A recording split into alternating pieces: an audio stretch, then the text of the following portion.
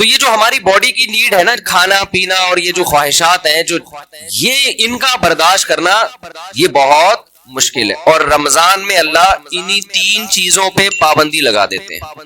ویسے تو 4 چیزیں ہیں نا جو بہت زیادہ انسان کو، جس کی خواہش سونا اور جنسی خواہشات اور کھانا اور پینا، تو ان میں سے 3 اللہ تعالیٰ روزے کی حالت میں کیا کر دیتے ہیں؟ پابندی لگا دیتے. کھانا پینا اور جنسی خواہش آپ پوری نہیں کر سکتے.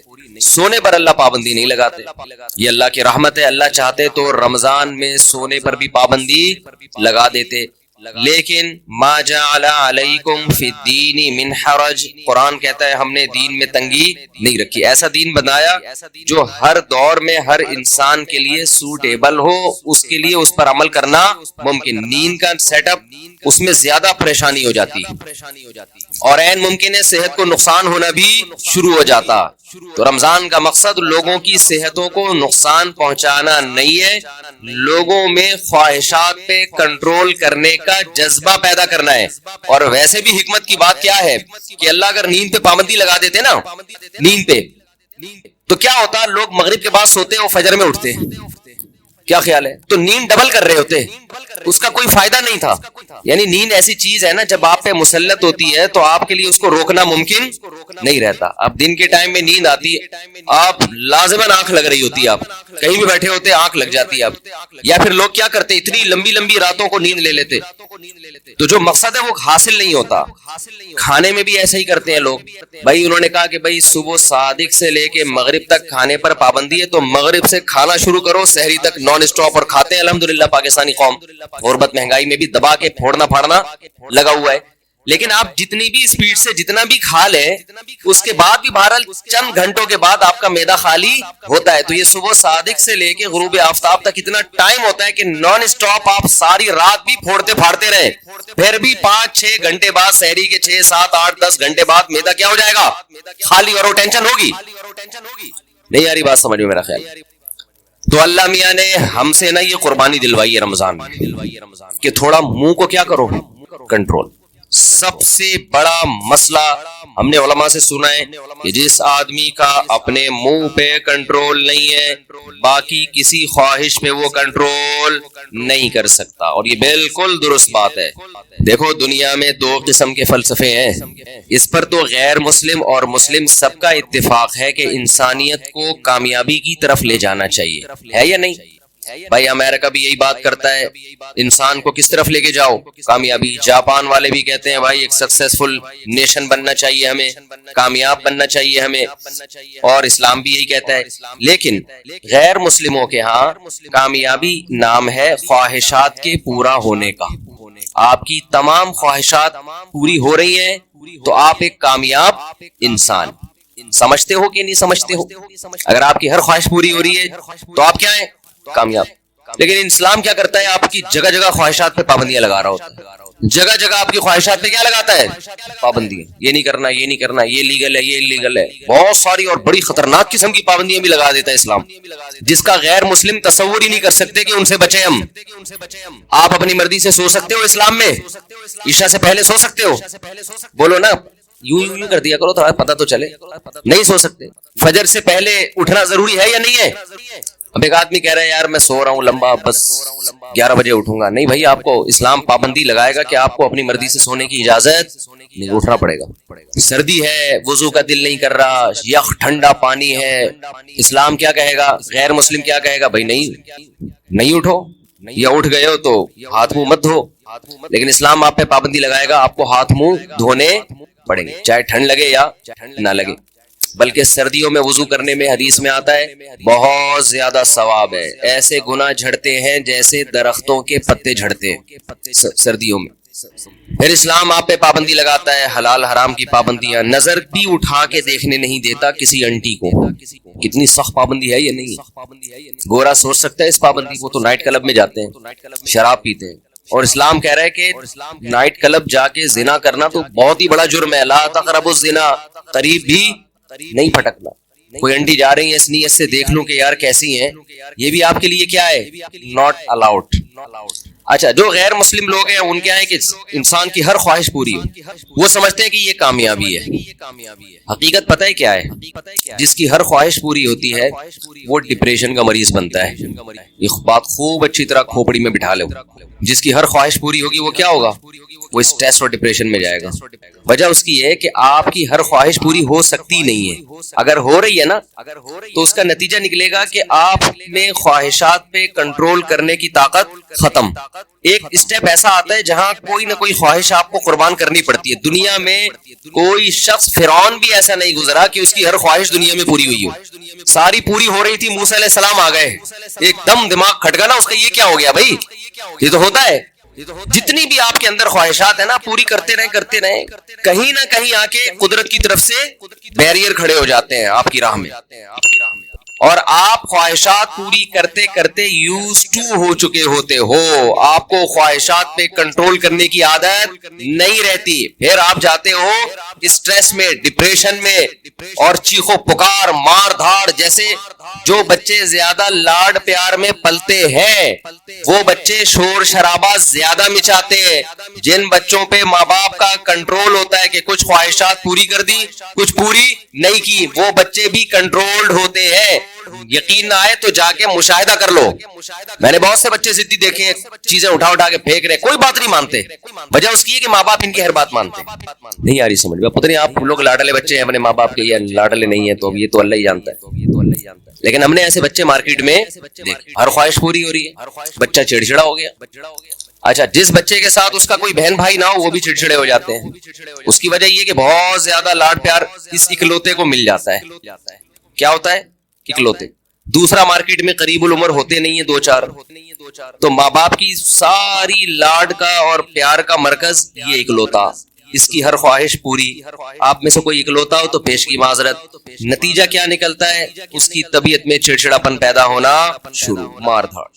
وہ سوسائٹی میں بسا اوقات ایک کامیاب انسان بن کے سروائیو نہیں کر پاتا. اچھا ہمارے ایک ریلیٹیو کے یہاں نا ایک بچہ ہوا، پھر ان کے یہاں فوراً دوسرا ہو گیا اگلے سال. رپورٹ دیکھیں، رپورٹ ہوا یہ ہے کہ جب فوراً دوسرا آ گیا 1-2 سال کے بعد مارکیٹ میں، تو جو پہلا والا تھا نا اب اس کو تھوڑی سی جیلسی بچوں میں ہوتی ہے کہ دوسرے کو پیار کرو تو اس کو غصہ آ رہا ہے کہ اس کو کیوں پیار کر رہے. بچے کرتے ہیں ایسے، آپ نے دیکھا ہوگا. تو لوگ کہہ رہے ہیں کہ یار یہ جو ان کے ریلیٹیو ہے نا، کہنے لگے کہ یہ غلط ہوا، پہلے والے کے ساتھ ظلم ہوا ہے. ابھی اس کی عمر تھی، اس کو محبتیں ملتی، توجہ کا مرکز بنتا. مارکیٹ میں دوسرا آ گیا، جو محبت پوری اس کو ملنی چاہیے تھی وہ ڈیوائیڈ ہو کے آدھی کہاں جا رہی ہے؟ تو یہ پہلے والے کے ساتھ ظلم ہے. سمجھتے ہو بات؟ بھائی یہ پہلے والے کے ساتھ ظلم نہیں ہے، اس کی ٹریننگ کا حصہ ہے کہ تو دنیا میں اکیلا باپ نہیں ہے، تمہارے بہن بھائی بھی ہوں گے. ابھی سے اس کے اندر برداشت پیدا ہو رہی ہے. حقیقت ہے اس کے دل میں ایک جذبات ہوتے ہیں حسد کے. بچوں میں ہوتا ہے، بہت زیادہ جیلسی ہوتی ہے بچوں میں. ایک کو کچھ دو نا تو دوسرے کو ضرورت نہیں بھی ہو، صرف اس کو تپانے کے لیے مانگتے ہیں کہ مجھے کیوں نہیں دیا. تو یہ جو برداشت اس میں پیدا ہوگی نا، جب ماں باپ دوسرے کو پیار کر رہے ہیں اور اس کو غصہ آ رہا ہے، یہی غصہ قدرت چاہتی ہے کہ آئے تاکہ اس میں کنٹرول پیدا ہو. یہ نہیں ہوتا نا تو یہ بڑے ہو کر عذاب بنتا ہے. پھر بڑے ہو کر پھر کیا ہوتا ہے؟ یہ کیوں آ گیا دنیا میں؟ میرے باپ کی وراثت جو مجھے ملنی تھی اس کو کیوں مل رہی ہے؟ یہ اس میں شریک کیوں ہو رہا ہے؟ پھر یہ یہاں تک جاتا ہے معاملہ. شروع میں یہ مسئلہ کیا کر دو، ختم کر دو کہ بیٹا اس گھر میں اور بھی ہیں، اور ممکن ہے مفتی صاحب کے ابھی میں بیانات سننا شروع کیا تو اسپیڈ اور بھی بڑھ سکتی ہے ہماری، این ممکن ہے اگلے سال نیا ماڈل بھی آ سکتا ہے. تو اب یہ جلتے ہی رہو بیٹھ کے یار، اسی کو قبول کرو. اور پھر ایک اہم بات یہ کہ بچہ ماں باپ کی توجہ کے لیے بہن بھائی کو وقتی طور پہ برداشت نہیں کرتا، لیکن اللہ نے ایک ایسا بچے میں ایک سافٹ ویئر ڈالا ہوا ہے کہ وہ اپنے بہن بھائیوں سے محبت بھی ٹوٹ کے کرتا ہے. یہ تو آپ اس کو دے رہے ہو نا، ماں باپ اس نئے ماڈل کو جب پیار کرتے ہیں، محبت دیتے ہیں تو پرانے ماڈل کو تکلیف ہوتی ہے. یہ ہے اس کی جیلسی. لیکن آپ ذرا کوئی تھرڈ پرسن اس نئے ماڈل کو ہاتھ اٹھا کے دیکھے، پرانا ماڈل آڑ بن کے کھڑا ہو جائے گا کہ میرا بھائی ہے، میری بہن ہے، تو کون ہوتا ہے ہاتھ اٹھانے والا؟ تو یہ جو محبت اور قربانی کا جذبہ ہے یہ بھی نئے اور پرانے میں جب کم وقفہ ہوگا اور نیا ماڈل جلدی آئے گا تو پرانے ماڈل میں اپنے بہن یا بھائی کے لیے لڑنے کا جذبہ یہ بھی جبھی پیدا ہوگا. نہیں آ رہی بات؟ اور یہ تھوڑا سا نئے اور پرانے کو بڑا ہونے دو, پھر ان کے آپس میں کھیل کود دیکھو, محبتیں دیکھو کیسی ہوں گی. تو یہ جو فضول قسم کے لبرل لوگوں کی فضول باتیں ہیں نا, کہ ابھی تو پرانے والے کو ٹائم زیادہ چاہیے تھا, ایکچولی نیا والا آ گیا مارکیٹ میں, تو ایکچولی یہ ٹوپی ڈرامے یہ کسی اور کو گنتیاں سکھانا جا کے ساری نیچرل لائف کا بیڑا غرق کر دیا. بچے کو اپنے جیسا بچہ چاہیے بھائی کھیلنے کودنے کے لیے, اس کو ماں باپ سے زیادہ ضرورت بہن بھائیوں کی ہے. ماں باپ تو صرف کیئر کرتے ہیں کہ کیا کر رہا ہے, خراب تو نہیں ہو رہا, سٹے تو نہیں لگا رہا ہے, ایسا تو نہیں تایا نے سگریٹ پھینکی اٹھا کے پی رہا ہے. ماں باپ کا کام صرف یہ نگرانی کرنا ہے. باقی تو اس کو جو اس کی جو انٹرٹینمنٹ والی لائف ہے, جو اس کو انٹرٹین کرے گی, وہ تو بہن بھائی کریں گے. خوش رہے گا, کھیلے گا, کودے گا, انہی سے سیکھے گا, مارے گا, روئے گا, پٹے گا بھی, پیٹے گا بھی. یہی تو لائف ہے اس کی. ہر خواہش پوری ہونے سے انسان بنتا نہیں ہے بلکہ بگڑتا ہے. بچوں کی سیلف ریسپیکٹ, ہم بھی اس کے قائل نہیں ہے کہ بچوں کو مارا پیٹا جائے, ماں باپ بگاڑ دیتے ہیں مار پیٹ کے, لیکن یہ جو سیلف ریسپیکٹ اور یہ ابھی اس کو بڑا ہونے دو میرے بھائی, ابھی چھوٹا ہے, ابھی اس کو تربیت کی ضرورت زیادہ ہے. اس کو بدتمیزی مت کرنے دو بڑوں کے ساتھ. اس کو بتاؤ تم چھوٹے ہو ابھی بیٹا, تم ہمارے باپ ہم ہی ہیں, محبت ملے گی آپ کو, لیکن ہمارے باپ بننے کی کوشش مت. جو گھر میں پکے گا تیرا باپ بھی وہی. وہ میرا بیان مشہور ہوا تھا نا, پاٹھا کھا لو پاٹھا. بچوں سے مائیں پوچھتی ہے نا, بیٹا پاٹھا کھا لو, نہیں پاٹھا نہیں کھاؤں گا, اچھا چلو ڈبل روٹی کھا لو, نہیں ڈبل روٹی نہیں کھاؤں گا, اچھا چلو اس پہ یہ جیم لگا دوں, نہیں جیم کیوں لگایا. یہ وہ پورا بڑا زبردست میم چلی تھی وہ. تو وہ اس کی اماں آخر میں اس کو جب سمجھایا جائے تھپڑ لگا, کھا لے گا جو تو کھلائے گی وہی کھائے گا. کہتے نہیں بچوں کو موٹیویٹ کرو. اس میں نے کہا تھا موٹی تو اپنا تو ویٹ کر, پہلے تجھے خود اپنے منہ پہ کنٹرول نہیں ہے, بچے کو کہاں سے تو کنٹرول سکھائے. ہماری والدہ تو ہمیں بتاتی تھی یہ کھا لو, اور چمٹا گرم گرم ہوتا تھا. بعض دفعہ مجھے بچپن سے شوق تھا مرغوب غذائیں کھانے کا. آلو کی بھجیا پکی ہوئی ہوتی تھی بعض دفعہ گھر میں, اور مولی کی پتہ نہیں پتے بعض دفعہ ہماری اماں کو بڑا شوق تھا. ہمیں نوالا حلق سے ہی نہیں اترتا تھا, ہمیں نہیں یاد پڑتا. ہماری اماں نے کہا چل تمہارے لیے میں یہ کر لیتی ہوں, یہ کھانا پڑے گا آپ کو. گھر میں کیا ہے, یہی پک. تو اب ہم نہیں غصہ کر سکتے تھے. ہماری اماں چمٹا دکھاتی تھی, چمٹا یہ لگے گا, لگاتی نہیں تھی لیکن ڈراتی تھی. اور جب ہم دیکھتے تھے کہ ہمارے والد صاحب بھی وہی کھا رہے ہیں, ہم سوچتے تھے ہمارا باپ بھی یہ کھا رہا ہے, تو تیرے باپ کو بھی یہ کھانا پڑے گا. اور یہ ذہن میں رکھو, یہ جو خواتین پریشان ہوتی ہیں ایکچولی بچے کی غذائی ضرورت پوری نہیں ہو رہی. بچہ ایکچولی وہ جو آلو کی بھجیا پکی ہے وہ کھا نہیں رہا, تو ایکچولی اس سے منرلز کی کمی, بچے میں کوئی کمی نہیں ہوتی. اتنا زیادہ ضروری نہیں ہے کھانا پینا جتنا بنا لیا لوگوں نے. بڑھے گا وہ, اس کا باپ بھی بڑھے گا. یہ جو قد بڑھتا ہے نا, ڈاکٹروں سے ہم نے پوچھا ہے, کہتے ہیں بھائی یہ جس کا بڑھنا ہے نا اس کو کم کھلاؤ گے تو بھی جائے گا وہ اوپر. جس کا نہیں بڑھنا نا, جس کے باپ دادا ہی سارے چھوٹے چھوٹے سے ہوں, تو جینز میں ہی اس کے قد نہیں ہے, تو اس کو آپ کتنے بھی پراٹھے کھلا دو, مرغیاں کھلا دو, دودھ پلا دو, وہ اس کا باپ نہیں بڑھا تو یہ کہاں سے بڑھے گا. سمجھتے ہو, اکثر بتاتا ہوں نا, ایک آدمی نے ایک چھوٹے سے قد کی خاتون سے شادی کر لی تو بچے بڑے ہی نہیں ہو رہے تھے. تو وہ خاتون کھلا رہی ہے بچوں کو, بیٹا کھا لو بڑے ہو جاؤ گے. کہتا ہے یہ بڑے نہیں ہوں گے, یہ اور چھوٹے ہوں گے. ان کے ساتھ کے پودے لایا تھا وہ بڑے ہو گئے, یہ اتنے کے اتنے ہی ہیں. تو یہ نا بچوں کے کھانے پینے کو زیادہ سروں پہ مسلط مت کیا کرو. کچھ نہیں ہوتا, اچھا کھلاؤ بھلے تھوڑا کھائیں. آج تھوڑا کھائیں گے بھوکے رہیں گے, اگلے ٹائم پہ خود ہی چھین چھین کے کھائے گا پھر وہ. تو یہ بازاری چیزیں نہیں کھانے دو بس بچوں کو. جتنی بازاری چیزیں ہیں نا, میں نے تو تجربے کیے ہیں بچوں کے اوپر, اپنے بچوں پہ. جب بازاری چیز کھلائی بیمار ہوئے, اور بچا کے رکھا فٹ فاٹ. اچھا میرا ایک بیان تھا, اس کی میں وضاحت کر دوں. میرا ایک بیان تھا, اس میں نے یہ بتایا کہ میں نے اپنے 2 بچوں پہ 6 مہینے تجربہ کیا ہے. 6 مہینے تک میں نے ان کو بازار کی کوئی چیز نہیں کھانے دی. گھر میں دیسی گھی پہ روٹی لگا, چینی دیسی گھی اور روٹی کھلاتا تھا, اور دودھ اور انڈا. 6 مہینے انہوں نے گزارے. میرا خیال ہے 3 یا 4 سال کی ایج تھی ان کی. ایک کی 4 سال ہوگی, ایک کی 3 سال ہوگی, ایک کی 4.5 سال ہوگی. اس طرح سے پوری سردیاں آ کے گزری ہیں, ایک چھینک بھی نہیں آئی. ورنہ سردیاں آتے ہی بچے بیمار ہونا شروع ہو جاتے ہیں نا. صرف کیا کھلایا ہے, دودھ, دیسی گھی, روٹی, چینی اور ہاف بوائل انڈا. بہترین تھے. اچھا جیسے ہی 6 مہینے گزرے ہیں, یعنی سردیاں آ کے بھی گزر گئی ہیں, ایک دن ہلکی سی کھانسی ہلکی سی ہوئی ہے, تو یہ بنفشہ شہتوت گرم پانی میں ڈال کے 1 چمچ پلا دیا ان کو. وہ اس کے بعد وہ بھی نہیں ہوئی, رات کو سونے سے پہلے نا.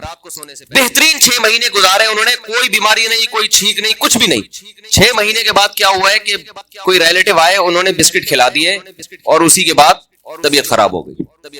پہلے تو پیٹ خراب ہوا, پھر کسی نے کولڈ ڈرنک پلا دی, پھر یہ ہوا, پھر وہ وغیرہ وغیرہ وغیرہ. مجھے اندازہ ہو گیا کہ یہ جو بچوں کی صحت کا مسئلہ ہے نا, گھر کی چیزیں کھلاؤ گے تو ایک دم بہترین صحت رہے گی. اچھا, اس پہ میرے کچھ لوگوں نے اعتراض کیا کہ لو بھائی مفتی صاحب چینی کھلا رہے ہیں بچے کو, چینی کون سی کوئی نیچرل ہے؟ نہیں یاری بات سمجھ میں, یعنی ہم چینی کھلائیں, چینی تو خود نقصان دہ ہے. تو یاد رکھیں, میں نے کبھی نہیں کہا کہ چینی بہت فائدہ مند چیز ہے. میرا مقصد یہ ہے کہ ایک نقصان دہ چیز ہم نے کھلائی پھر بھی نقصان نہیں ہوا, باقی نقصان دہ چیزوں سے بچا لیا. ورنہ بہتر تو یہ کہ چینی نہ کھلائیں آپ. چینی کون سی کوئی آب زمزم سے دھلی ہوئی مخلوق ہے؟ نہیں آ رہی سب ان کی سمجھ میں بات نہیں آ رہی بھائی. چینی جو ہے نا, چینی وہ خود بھی کوئی اچھی چیز نہیں ہے, لیکن ایک غلط چیز بھی کھلا دی, 20 غلط چیزوں سے بچا لیا, تو بھی اس کی اتنی برکتیں نظر آئی ہیں. تو اگر آپ اس سے بھی بچا لیں تو نور اللہ نارو شہد کھلا دیں, گڑ کھلا دیں. سمجھتا ہے کہ نہیں سمجھتے؟ تو بچوں کی لیکن کنٹرول کرنا پڑتا ہے. بچے کو بڑا اور زیادہ عرصہ نہیں, تھوڑے دن تک کنٹرول کرو گے تو پھر وہ عادی ہو جائے گا. تو میں یہ عرض کر رہا تھا کہ دنیا میں 2 نظریات ہیں. ایک یہ کہ انسان کی ہر خواہش پوری کی جائے تو اس سے وہ کامیاب ہوتا ہے, لیکن اسلام کیا کرتا ہے, جگہ جگہ خواہشات میں رکاوٹیں ڈالتا ہے. تو خوب سمجھ لیں, جس کی ہر خواہش پوری ہوتی ہے وہ کامیاب نہیں ہوتا, بلکہ وہ اسٹریس اور ڈپریشن کی طرف جاتا ہے. بالکل اس کی مثال ایسے ہے جیسے آپ جسم پہ جب ویٹ اٹھاتے ہو, جسم میں اپنی خواہش کے خلاف حرکت کرتے ہو تو جسم بیمار ہونے کے بجائے صحت مند ہوتا ہے. اور آپ جسم کی اپنی خواہشات پر عمل کرنا شروع کر دو, جسم چاہتا ہے بیٹھا رہوں نہ اٹھوں, آپ بیٹھے رہو نہ اٹھو. جسم چاہتا ہے دوڑوں نہیں, صرف چلوں, آپ نہ دوڑو چلو. پھر جسم چاہتا ہے چلو بھی نہیں, بیٹھے ہی رہو, سوتے ہی رہو. تو اس سے جسم کو کیا طاقت اور انرجی جمع ہو کے خوشحال زندگی ملے گی, جسم کا بیڑا غرق ہو جائے گا. تو ایسے ہی یاد رکھو, انسان کی روح اس وقت خوش ہوتی ہے جب روح پہ بوجھ ڈالا جائے, روح باڈی بلڈنگ کرے, روح جاگنگ کرے, روح ویٹ اٹھائے. اور یہ ٹینشنوں کے ویٹ ہے جو روح اٹھاتی ہے. اگر یہ روح کی آپ ہر خواہش پوری کرنا شروع کر دیں گے تو جیسے باڈی کی ہر خواہش پوری کرنے سے باڈی کا بیڑا غرق, تو اسی طرح روح کی ہر خواہش پوری کرنے سے روح کا بیڑا غرق ہو جاتا ہے. سمجھ میں نہیں آ رہی میرا خیال ہے بات؟ تو اپنی خواہشات کے خلاف چلنا سیکھیں.